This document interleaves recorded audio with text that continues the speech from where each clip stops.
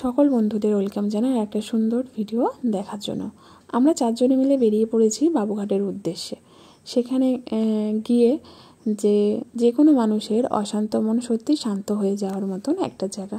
এখানে দেখতে পাচ্ছ যে বক্সের মতন করা এবং বেদি মতন করা আছে। এইগুলো হচ্ছে এখানে সন্ধ্যা আরতি হয়, যেরকম বেনারসে সন্ধ্যা আরতি হয় সেমভাবে এখানে আরতি হয়। আর হ্যাঁ, আমরা যখন গঙ্গা জলে নামি, আগে গঙ্গা জলে যে গঙ্গা মাতাকে প্রণাম করে তারপর সেই জল কী করি আমরা মাথায় ছিটাই এবং বাড়ির যদি কেউ থাকে তাদের মাথায় ছিটাই।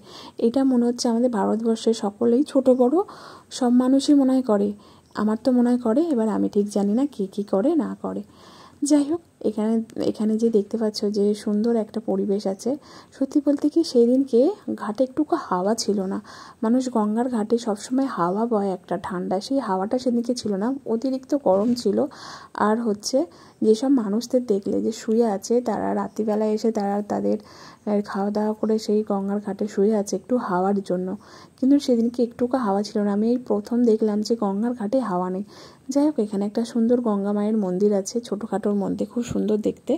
আর হ্যাঁ, তোমরা যদি আরতি দেখতে চাও, যে এই যে সন্ধেবেলা যে আরতি হয় 6টা থেকে 6:30টার মধ্যে, তোমরা মিলেনিয়াম পার্কের সামনে যে ফেরিঘাট আছে, ফেরিঘাটে গিয়ে লঞ্চ বুক করে তোমরা এই গঙ্গার আরতি উপভোগ করতে পারো। গঙ্গার বুকে যে আরতি, ঠিক বেনারসে যেরকম ফেরি নৌকোয় করে মাঝখানে নিয়ে গিয়ে তারপরে যে আরতি যে আমরা দেখি সেটা দেখতে পাওয়া যায়, সেমভাবেই সেইটাও আমরা এখানে গঙ্গার মধ্যে দেখতে পাবো। তোমরা কেউ যদি দেখতে চাও তাহলে এখানে গিয়ে দেখতে পারো।